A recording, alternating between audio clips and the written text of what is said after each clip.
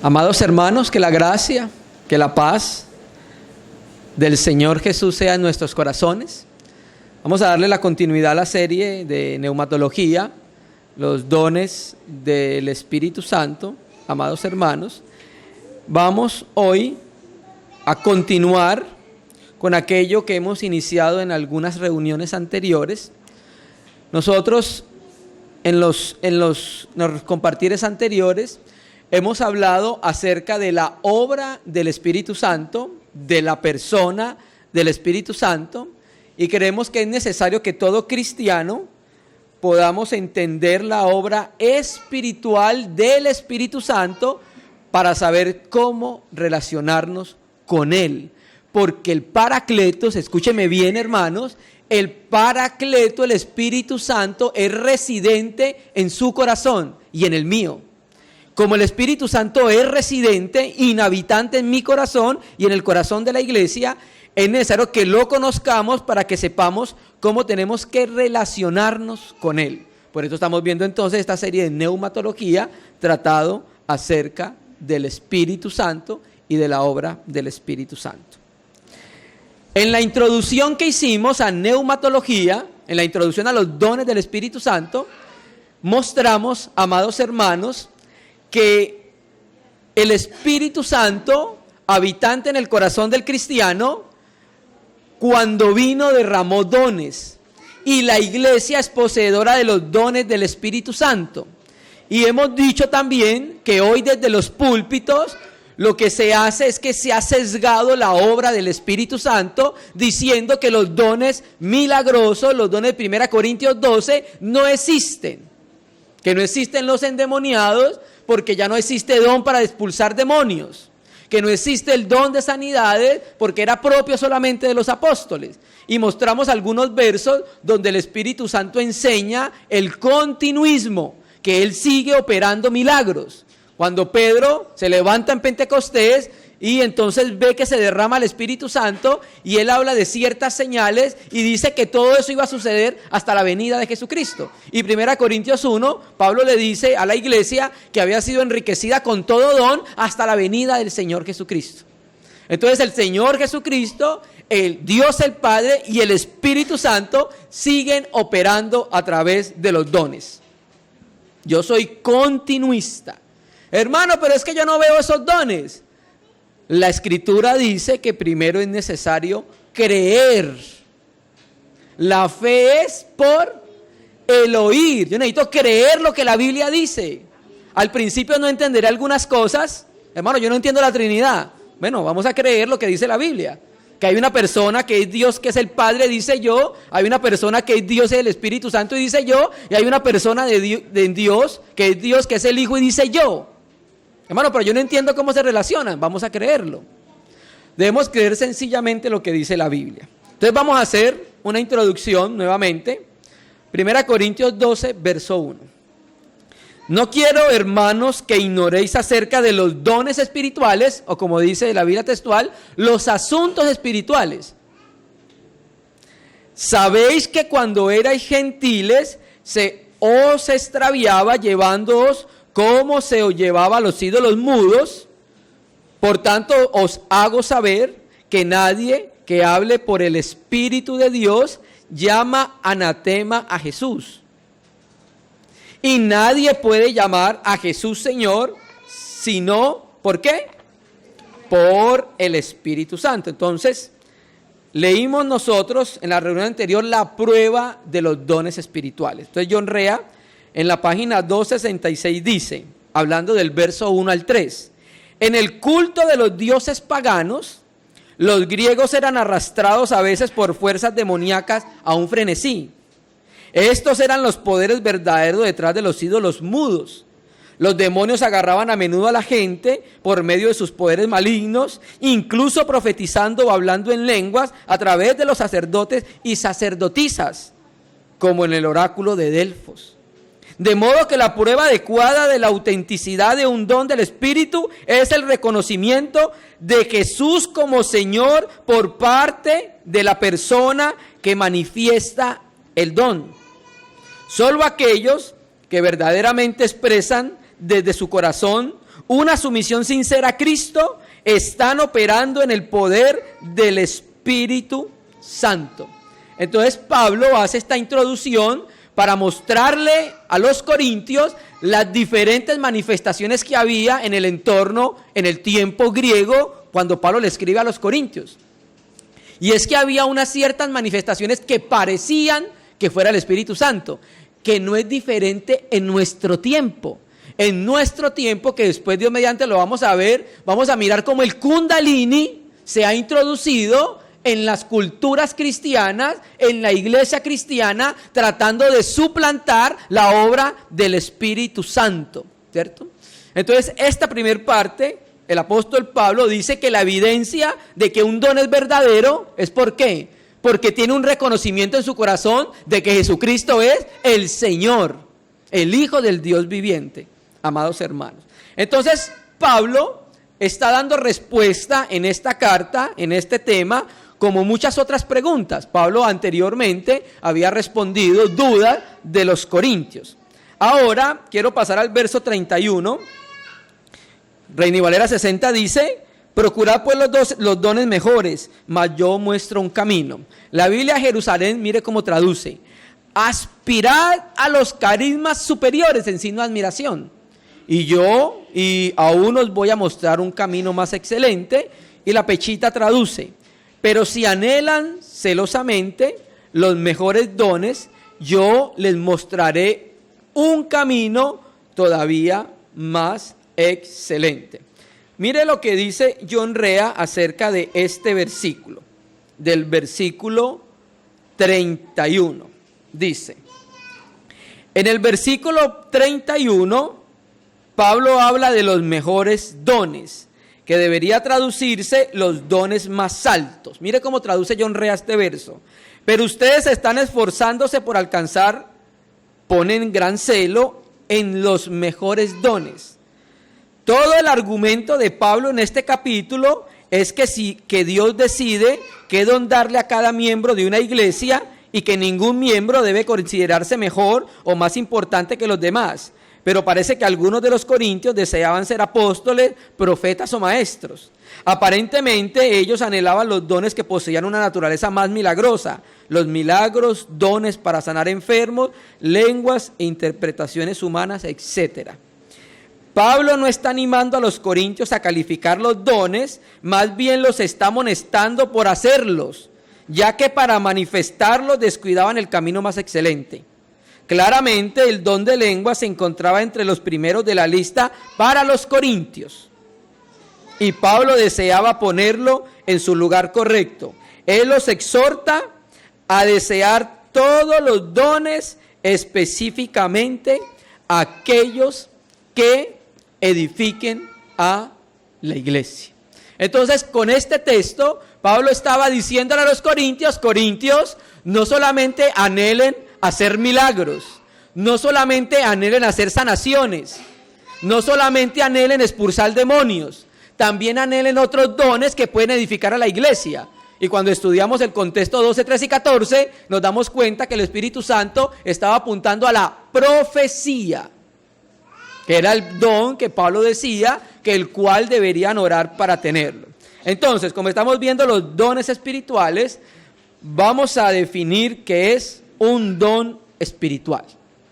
El carisma, que es la palabra griega para don, nos hace referencia a un don especial otorgado por Dios a sus hijos con gracia.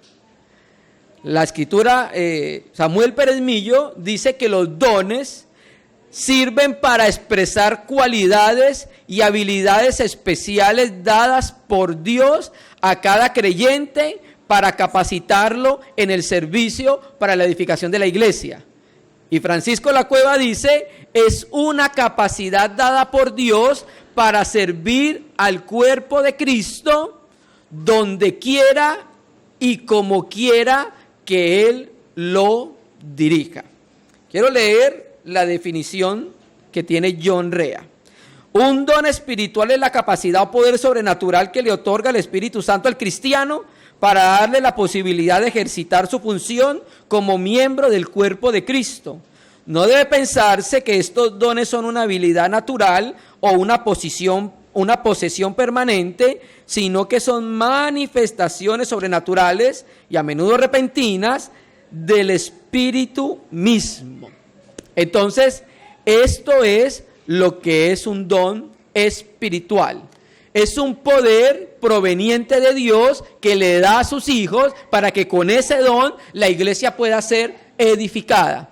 Por eso la iglesia, amados santos, no es edificada con nada que provenga de Adán, porque Adán no puede edificar la iglesia. Adán es un hombre muerto. La iglesia es edificada en Jesucristo con el poder del Espíritu Santo.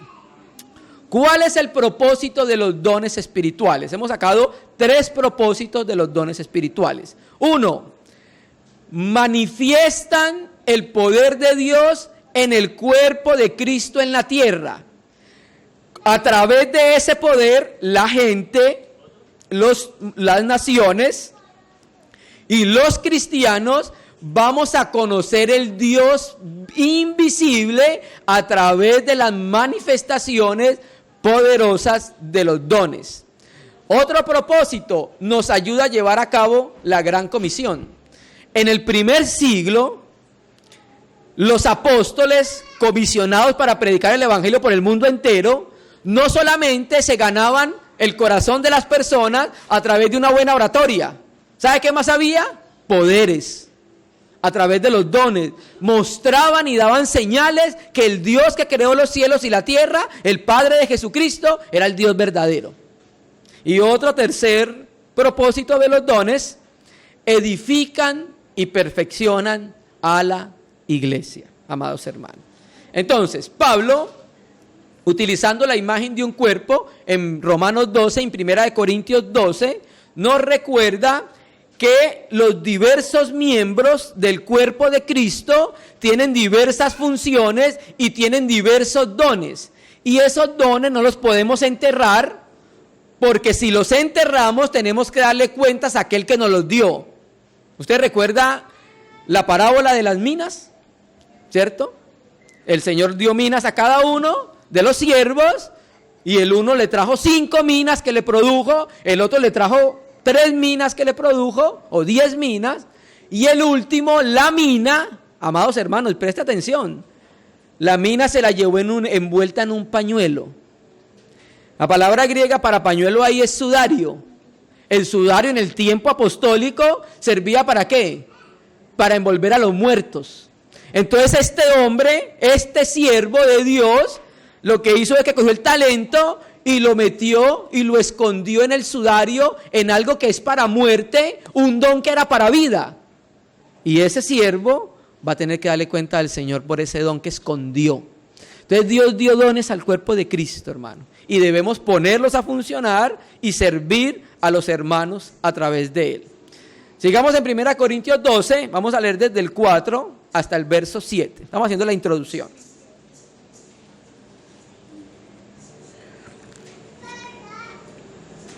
Ahora, después de que Pablo muestra primero que la evidencia de un don verdadero es el reconocimiento de Jesucristo como el Señor, dice el verso 4.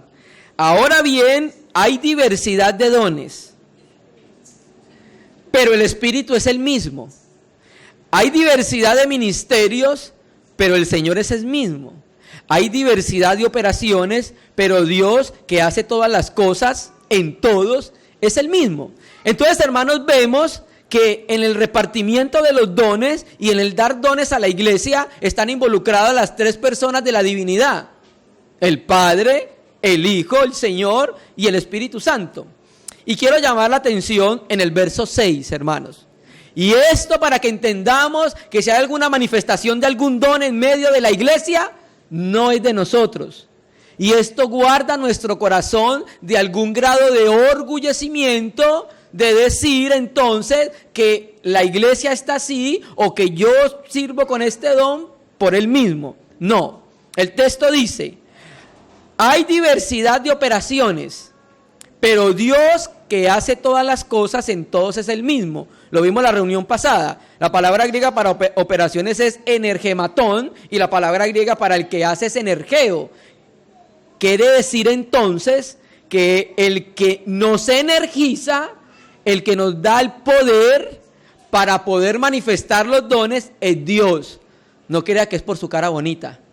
Es Dios el que opera, el que da los dones en el corazón de la iglesia para que ellas mismas edifiquen el cuerpo de nuestro Señor Jesucristo. Esta palabra energematón significa energías o efectos. Significa las actividades o resultados producidos por medio de la energía espiritual que Dios ha impartido. Y William Barclay, en su diccionario de palabras griegas, dice que es el poder divino en acción, hermano. Entonces, estos dones sirven para dar a conocer al Dios que no se puede ver a través de estas manifestaciones. Clasificamos entonces los dones en 4, ¿recuerda? Lo primero, dones de revelación o dones de discernimiento, poder para conocer, ¿de acuerdan? Poder para saber, ¿cierto? Entonces mostramos en esos dones, don de palabra de conocimiento, don de palabra de sabiduría, ¿cierto que sí? Ese es don para poder saber.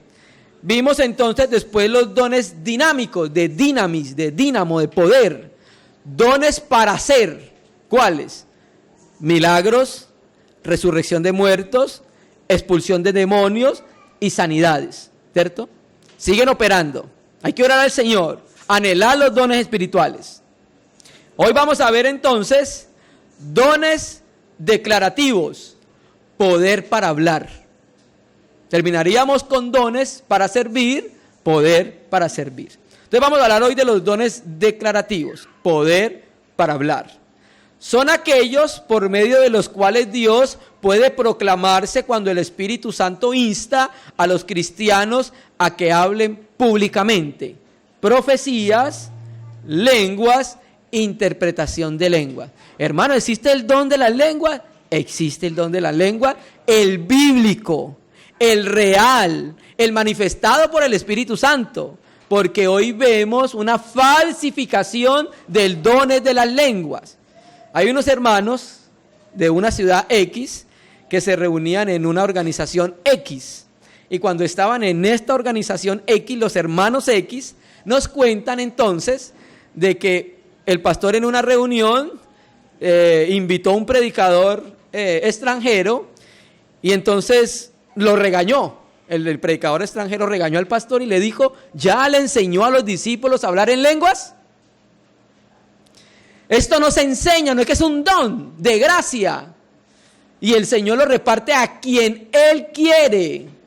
No lo termina diciendo 1 Corintios 12:28, ¿acaso hablan todos lenguas? ¿Qué tal donde en la asamblea solo hubiera un don, el don de lenguas? Ahora, no se debe confundir los dones con el fruto del Espíritu Santo, ¿cierto? Los dones para manifestar al Dios invisible con su poder en la tierra, pero también se puede manifestar el Dios invisible a través del fruto del Espíritu Santo. ¿Cuál? El amor. No hay nada más poderoso que el amor. ¿Sí? Entonces son dos aspectos a tener en cuenta. Vamos a leer entonces los textos bases para confirmar lo que estamos diciendo. 1 Corintios 12:10. Empieza a hablar acerca de los dones y dice: a otro, preste atención el primero que vamos a ver, profecía; a otro, diversos géneros de lenguas. O sea que no es solamente una, son diversos géneros de lengua. Y a otro, interpretación de lenguas. Y Romanos capítulo 12, verso 6, si el de profecía, úsese conforme a la medida de la fe. En los papelitos que le pasamos a los hermanos, en la lista, solamente hay 3 dones que se repiten en las 3 listas. ¿Cuáles? Profeta y maestros. Los va a encontrar en Romanos 12, 1 Corintios 12 y en Efesios 4. El don de profecía, hermanos. Vamos a mirar este don que hoy se ha mal interpretado en el ambiente cristiano. La profecía, hermanos amados, tiene varios niveles para poder entenderla. existía la profecía de los profetas del Antiguo Testamento y del Nuevo Testamento para profetizar palabras inspiradas por Dios, y dio como resultado ¿qué? La confección del texto bíblico. Por eso Pedro dice en 2 de Pedro 1, tenemos la palabra profética más segura, porque el Espíritu Santo la inspiró, porque los hombres, llevados por el Espíritu Santo, Dios sopló en ellos, teoneustos, sopló, inspiró a los hombres para que escribieran. Bueno, ese grado de profecía ya no existe, porque ese grado de profecía para inspirar el texto se cerró, porque el canon del texto de la Biblia se cerró. Pero existen otros grados de profecía. Vamos a mirar entonces. Profecía es la capacidad de expresar bajo el impulso divino algo que el Espíritu Santo ha revelado a la persona que posee el don. Debe ser desempeñado en proporción a su medida de fe, Romanos 12. Primeramente tiene que ver con la capacidad de comunicar mensajes inspirados y recibidos por revelación directa de Dios. El don de la profecía, de proferir y escribir la palabra inspirada e inefable de Dios, ya ha sido completamente abolida. Esa profecía de inspirar para escribir, no. Si alguien nos dice, no, es que el Señor me inspiró y entonces sacamos tercera de Juan Pablo. No, eso sí es falso. Porque no hay tercera de Juan Pablo, no hay tercera de nadie. Ya, lo que fue escrito, eso lo dijo Pilatos. Lo que está escrito, escrito está. Ya, ¿cierto? Entonces, ese tipo de profecía ya fue abolida. Pero los creyentes aún pueden presentar un pensamiento que les haya sido revelado por Dios cuando están en la llenura del Espíritu Santo. La profecía trae una nueva comprensión revelada por Dios bajo el impulso del Espíritu Santo, que no es originado en sus propios pensamientos. Cuando nosotros vemos el texto del Antiguo Testamento y los profetas, vemos que técnicamente la profecía muchas veces hablaba de predecir el futuro, pero también la profecía muchas veces nos mostraba aliento, nos mostraba consolación, no solamente siempre era al futuro, ¿cierto? Y es el don por el cual Pablo pide a la iglesia que oren para que le dé ese don. Primera Corintios 14:1 dice, seguid y procurad los dones espirituales, pero sobre todo que profeticéis. Vamos a mirar cómo edifica un don, el don de profecía. Primera Corintios 14:24. Vamos a mirar cómo con este poder las personas que nos visitan se dan cuenta que Dios está en medio de nosotros. Primera Corintios 14:24. Pero si todos profetizan y entra algún incrédulo o indocto, por todos es convencido, por todos es juzgado, porque después nos dicen que los profetas hablen 2 o 3, ¿cierto? Y cuando por todos es juzgado, cuando un profeta profetiza en medio de la asamblea, dice el texto que en las personas que están escuchando y que son incrédulas, que son indoctos, lo oculto de su corazón se hace manifiesto. Así postrándose sobre el rostro, adora a Dios, declarando que verdaderamente Dios está entre vosotros. Entonces la profecía sirve también para mostrar lo oculto del corazón de las personas, ¿cierto? Entonces, ¿qué hacen las profecías? Ponen al descubierto los secretos del corazón y lleva a los hombres a un arrepentimiento, a reconocer que verdaderamente Dios está en medio de nosotros, en medio de las asambleas, en medio de la iglesia. Ahora, ese tipo de profecía a futuro o para descubrir los secretos del corazón es otro grado o nivel o tipo de profecía, porque la profecía para revelación del texto de la Biblia ya fue cerrado. Entonces la profecía Nos lleva a recibir una revelación interior, a sentirnos impulsados por el Espíritu Santo, a hablar por medio de Él, sin la ayuda de ningún sueño y sin la ayuda de ninguna visión. El profeta puede comunicar un mensaje directamente por Dios. Muchas veces tiene que ver con la revelación de lo que está escrito, pero muchas veces tiene que ver porque Dios directamente al hermano le inspiró que hablara públicamente. También hay profecías hacia las personas que tienen que ver con el futuro. Vamos a leerlo. Hechos 11, capítulo 27. Ya el Espíritu Santo, a través de esto, nos muestra que sí hay profecías y sí hay profetas, porque Ágabo no era un apóstol. El cesacionismo enseña que los dones milagrosos cesaron con la muerte del último apóstol. Pero Ágabo no era apóstol, era un profeta. Pueden leer ahora 1 Corintios 14 y se van a dar cuenta cómo Pablo va a regular el ejercicio de los dones en la comunidad en Corintios. Hay que hacerlo en amor y hay que hacerlo en orden. Hechos 11:27. En aquellos días unos profetas descendieron de Jerusalén a Antioquía, y levantándose uno de ellos llamado Ágabo, daba a entender por el Espíritu Santo que vendría un gran hambre en toda la tierra habitada. Hay una manera de probar los profetas. Deuteronomio 18:18. Cuando el profeta diga que habló una palabra que es de parte de Dios, según el profeta, y no se cumple, el texto dice, el tal es mentiroso, ¿cierto? Entonces aquí Ágabo se levantó, dio una profecía a futuro y dijo que iba a haber hambre en el tiempo de Claudio. Y mire cómo termina el Espíritu Santo para confirmar que verdaderamente era una profecía de Dios. ¿Cómo termina el texto? La cual, o sea, el hambre, sucedió en tiempos ¿de quién? De Claudio. Año 41 a 44 después de Cristo, más o menos.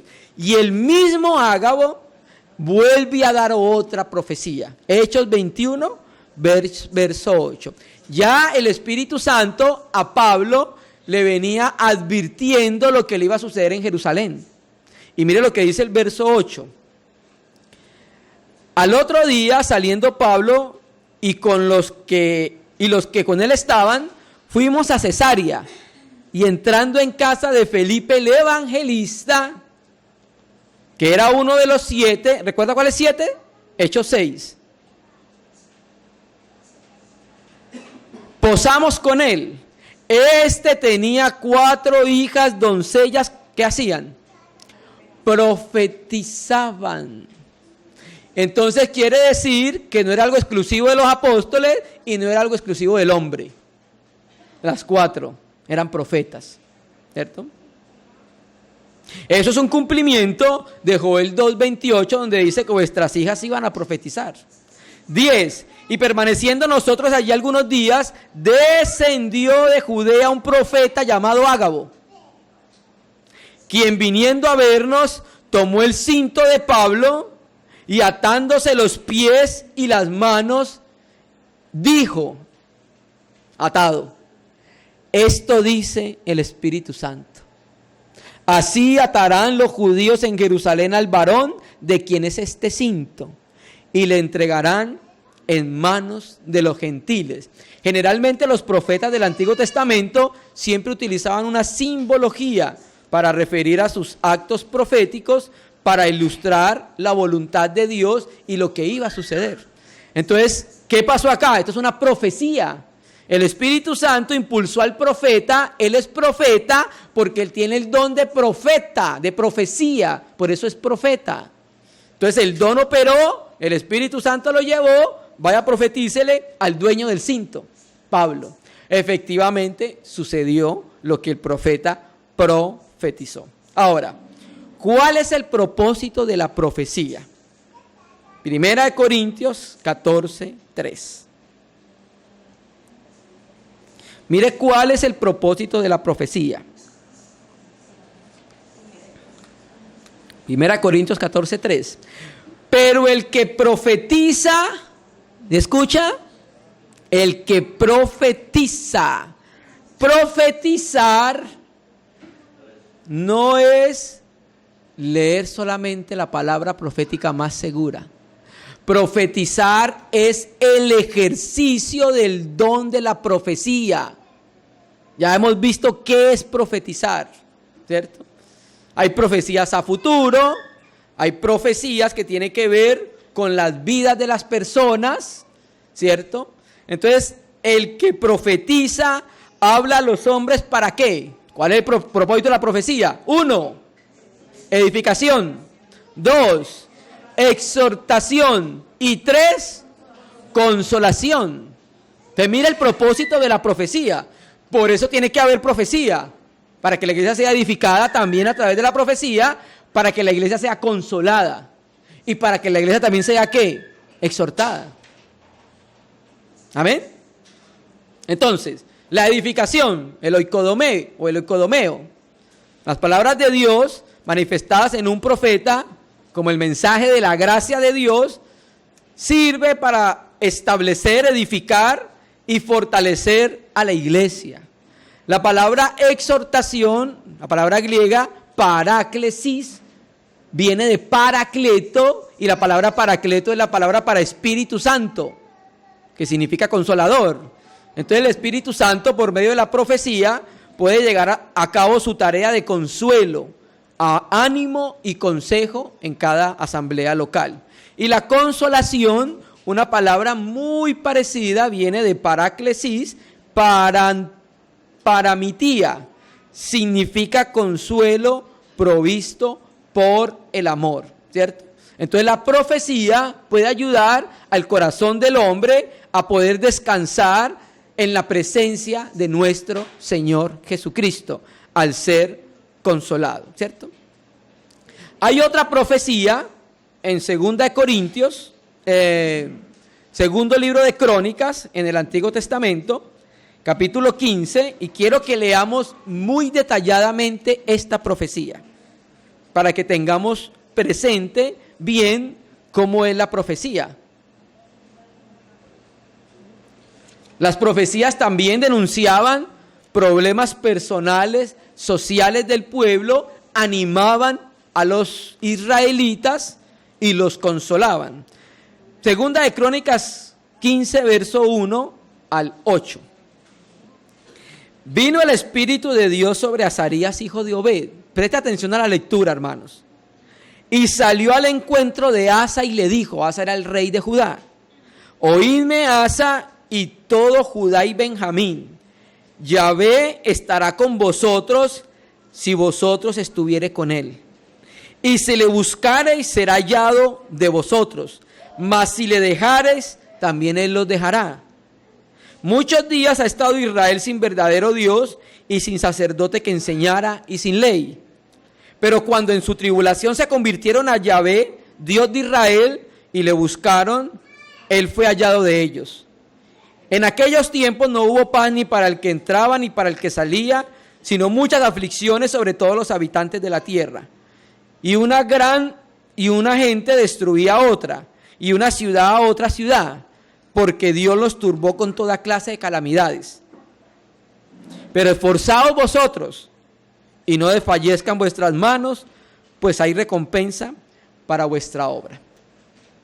Si lo leemos hasta ahí, no pensaríamos que esto es una profecía, ¿o sí? Si usted examina el texto, estos versículos que hemos leído hasta ahora, parece más bien como una palabra de ánimo, una palabra de consuelo, para que Asa se siga esforzando en guardar la ley del Señor. Pero si leemos el texto 8, que es el que nos aclara todo, cuando oyó Asa las palabras y la profecía del profeta Azarías, hijo de Obed, ¿cobró qué? Ánimo, para consolar, para animar, para exhortar. Y esta es una profecía que no era una profecía futuro. No dijo el día de mañana, la fecha tal, va a suceder esto. No, Asa, mire lo que ha sucedido en Israel. Muchas veces mucho tiempo ha estado Israel sin el Dios verdadero. ¿sí? Entonces le dice, esfuércese, siga haciendo lo que está haciendo. Y dice el texto, cuando después escuchó la profecía, y quitó los ídolos abominables de toda la tierra de Judá y Benjamín. ¿Sí ve lo que hizo entonces la profecía? Mire para qué sirvió la profecía. Para consolar, para exhortar a que la persona siga buscando y perseverando en el Señor. Entonces vemos que la profecía tiene varios matices en la Biblia, amados hermanos. Entonces, anhelad los dones espirituales y sobre todo que profeticéis. Otro don que vamos a ver en el día de hoy, dones declarativos, poder para hablar, un don muy cuestionado en nuestro tiempo, el don de hablar en lenguas e interpretación de lenguas. El don de lenguas es la capacidad, el poder de Dios de hablar en un idioma desconocido para el que habla. El de interpretación es la capacidad de interpretar ese mensaje en una lengua que los oyentes entienden. Nosotros debemos aplicar un principio de interpretación en la Biblia.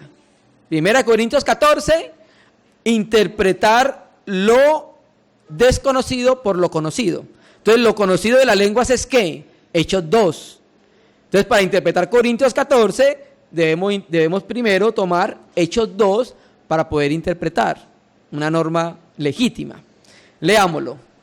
1 Corintios 12:10. A otros diversos géneros de lenguas y a otros interpretación de lenguas. Es un lenguaje que no ha sido jamás aprendido y que le son desconocidos al que habla. El hablar en lenguas es una manifestación sobrenatural del Espíritu Santo por la cual los cristianos hablan un lenguaje que ellos jamás han aprendido y que se expresa sus pensamientos, sentimientos más profundos en un lenguaje que Dios escucha y Dios comprende. Cuando vemos Romanos 12, vemos que no es un don, no era un don, como dice los hermanos, que no está en Romanos 12, que no era necesario, obligatorio en las asambleas locales, pero como el Espíritu Santo lo da, entonces había que regular la manifestación de ella, que es lo que sucedía con la asamblea en Corintios. Entonces, hermanos, en Corintios todos estaban hablando en lenguas. Entonces Pablo les dice, no, uno por turno y el otro interprete. Si él tiene interpretación, hable, si no, calle para sí mismo. Se puede interpretar tanto el que habla como puede interpretar otra persona que reciba la interpretación del don. Cuando estuvimos con los hermanos en Cuba, había una hermana que en medio de la comunión manifestó el don de lenguas. Ese don de lenguas que tenía la hermana era como una especie de idioma que yo ya había escuchado. Era como un idioma hebreo o como un idioma arameo. Y ella misma, después de hablar, dio la interpretación. Después de dar la interpretación, parecía ser que era normal en medio de la asamblea, cuando estuvimos con los hermanos. Un hermano se levanta y dice, hermanos, si algún hermano o hermana ha entendido algo de lo que la hermana ha hablado, por favor, póngase en pie y hable. Nos contaron una experiencia que tuvieron en un momento. Los fue a visitar una persona de una organización X, incrédulo, o sea, tenía la Biblia, pero no creía en los dones, porque cesaron.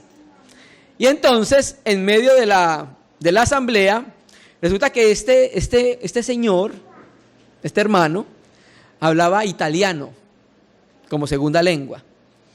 Entonces, en medio de la comunión, la hermana se levantó y empezó a hablar en lengua, italiano. Cuando ella terminó de hablar, un hermano se levantó, preguntó lo mismo, si alguien había entendido lo que ella había dicho, y el hombre se quedó callado. Resulta que pasaron los días, y él fue a hablar con los ancianos de la asamblea allá en Cuba, y le dijo, hermanos, yo sí entendí todo lo que ella dijo. Y todo lo que ella estaba diciendo era para mí. Me estaba diciendo que dejara de ser incrédulo y que creyera en Él a través de la manifestación de los dones. Entonces existen dos escuelas de interpretación. Una escuela de interpretación que la tenemos por la Biblia es que los dones es un lenguaje que la persona habla que nunca aprendió, pero es un lenguaje humano. ¿Ven? Lo que sucedió en Pentecostés. Se levantaron los apóstoles, los 120 discípulos, y hablaron un lenguaje que era conocido para otros. ¿Sí?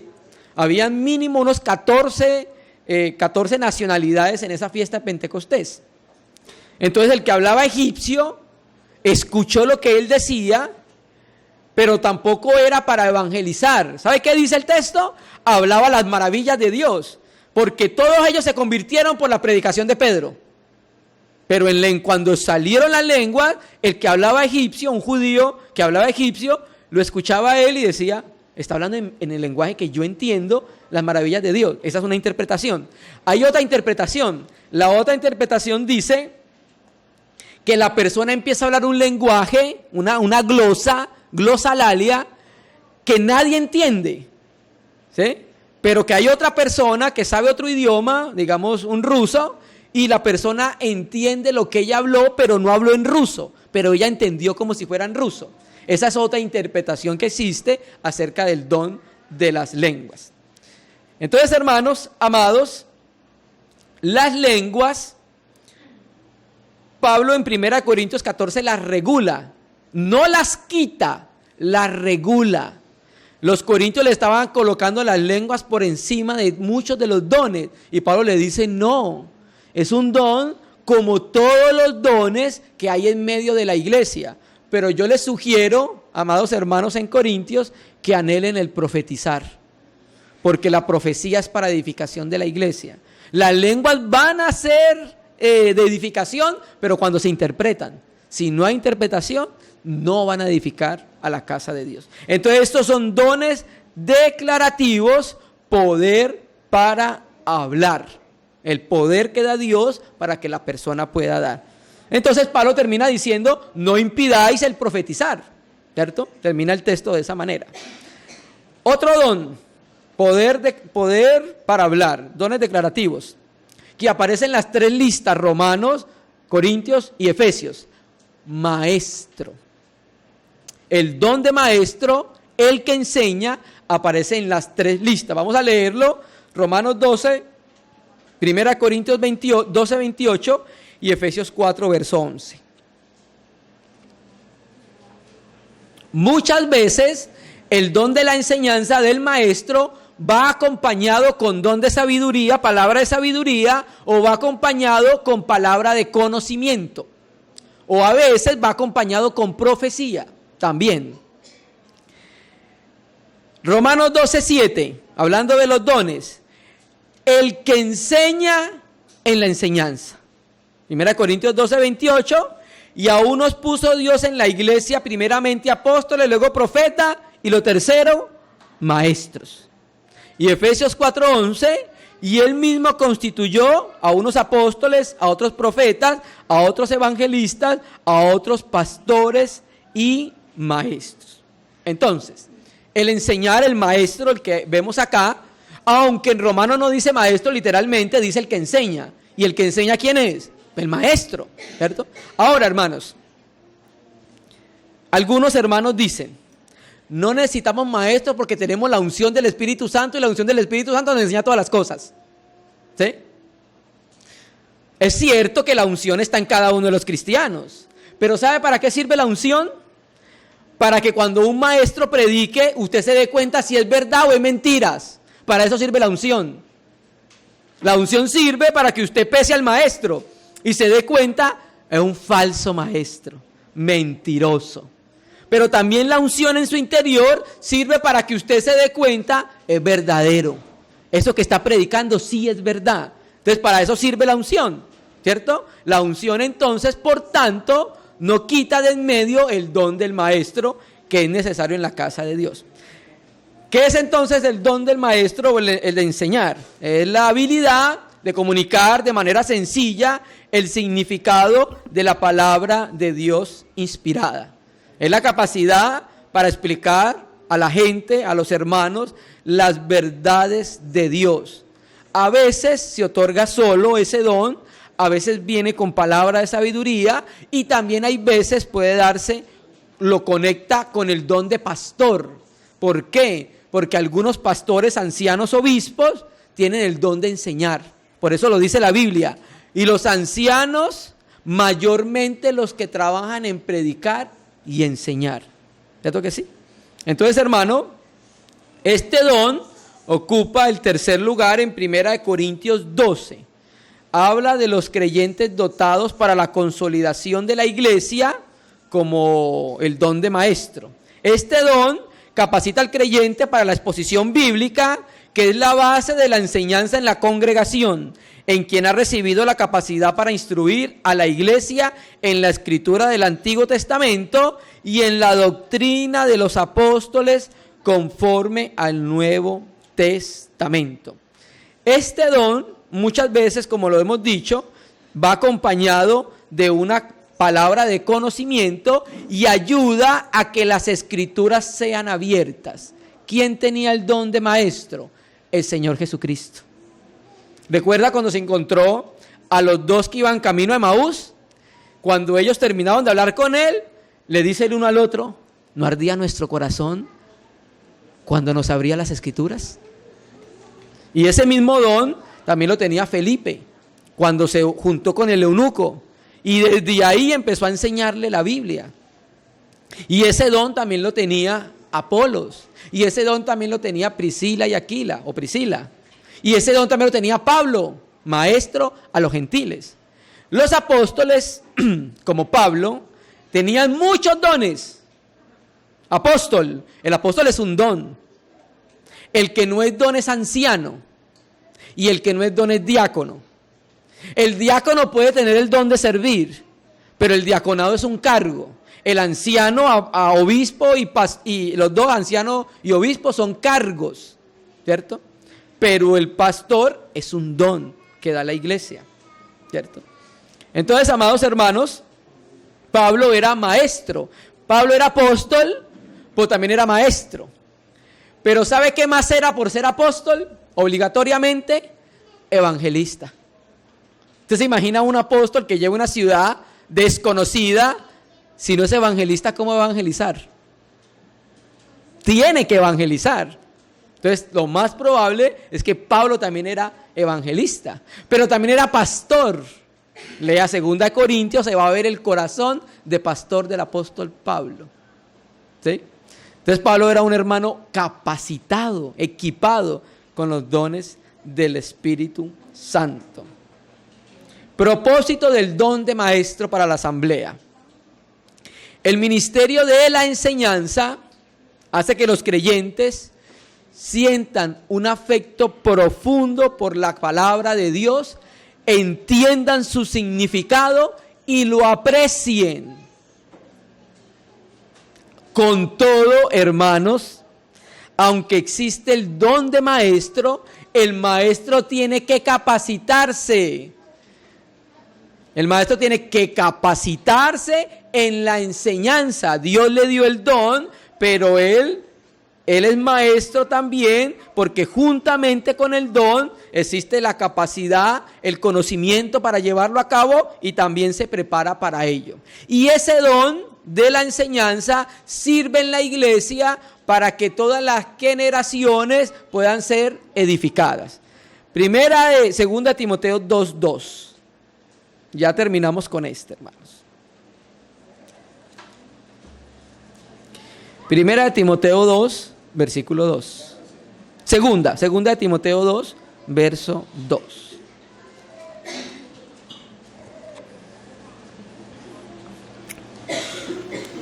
Lo que has oído de mí, mira lo que le dice Pablo a Timoteo. ¿Qué había oído Pablo de Timoteo? El consejo de Dios, la revelación neotestamentaria, la palabra de Dios. Entonces, eso que escuchó Timoteo a través del ministerio de la enseñanza del maestro, ¿Qué tenía que hacer Timoteo? Lo que has oído de mí ante muchos testigos, ¿qué le dice? Esto encarga a hombres fieles que sean idóneos para enseñar también a otros. Pablo, Timoteo enseña a otros y esos otros tienen que tener la capacidad de enseñar a otros. ¿Sí ves? ¿Cómo abarca 4 estadios lo que dice el apóstol Pablo? Entonces la enseñanza, el don de maestro, sirve para eso, amados hermanos.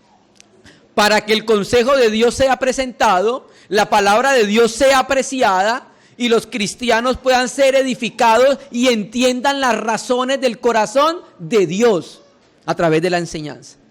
Y terminemos el poder para hablar, el último, la exhortación.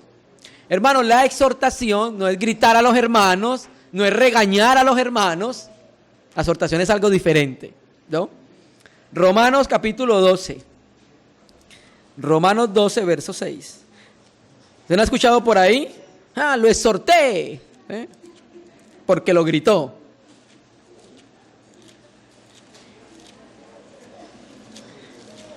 Nuestros amados hermanos son hijos de Dios. Tenga cuidado como le habla a los hijos de Dios. No son suyos, son de Dios. Romanos 12, 8. El que exhorta en la exhortación. Paraclesis. El ministerio de expresar palabras de consuelo y ánimo bajo la guía y unción del Espíritu Santo. Entonces exhortar es algo completamente diferente a lo que nosotros hemos entendido. Cuando alguien está pecando, pues naturalmente si no se arrepiente debemos subirle un poquito el volumen a la voz, ¿cierto? Pero la exhortación lo que hace es que lleva implícito la capacidad para animar, para consolar, para advertir, para amonestar a las otras personas.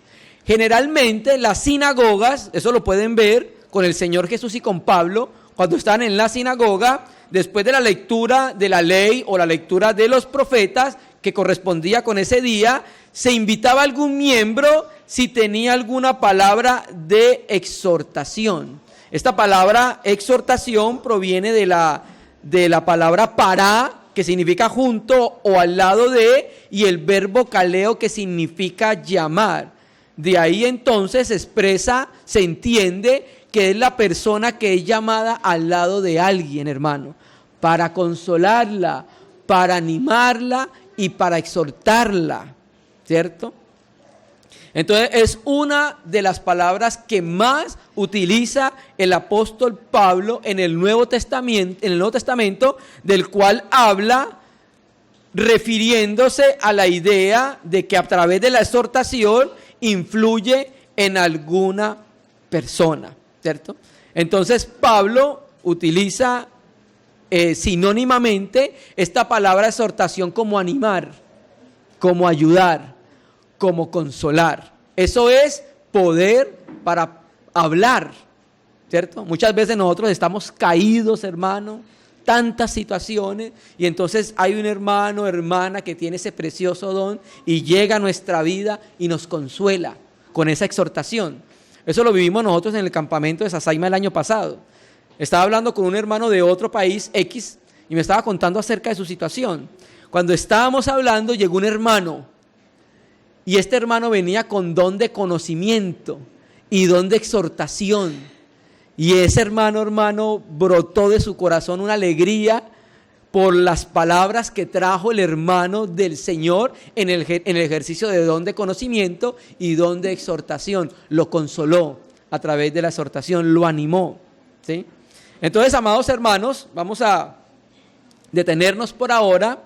Quedaría entonces para ver un don, un tipo de como hemos clasificado los dones, don para servir, poder para servir. Y es muy importante el poder para servir, porque al hombre no le gusta servir. El hombre le gusta es que le sirvan. Entonces Dios da este don precisamente para atacar el viejo hombre, ¿cierto? Que es tan egoísta, tan egotista y tan egocéntrico, amados hermanos. Entonces con estos dones vamos conociendo cómo es la operación del Espíritu Santo en medio de la asamblea. Ahora, hermanos, estos dones tienen una finalidad. Uno, los dones los da ¿quién? ¿Quién los manifiesta? El Paracletos, el Espíritu Santo. Y el Espíritu Santo vino para llevar los corazones de todas las personas, ¿a quién? A Jesucristo. Entonces los dones sirven para que conozcamos quién es el Hijo del Dios resucitado, ¿sí? Que podamos conocer su obra en la cruz y podamos entregarnos abiertamente y sin restricciones a Él, amados hermanos. Quiero leer un texto, 1 Corintios 14. 1 Corintios 14, verso 1, la parte A. Seguid el amor y procurad los dones espirituales. Amados hermanos, entonces debemos procurarlos y anhelarlos. Así que oremos entonces al Señor por la manifestación de los dones de Él en la iglesia. ¡Aleluya!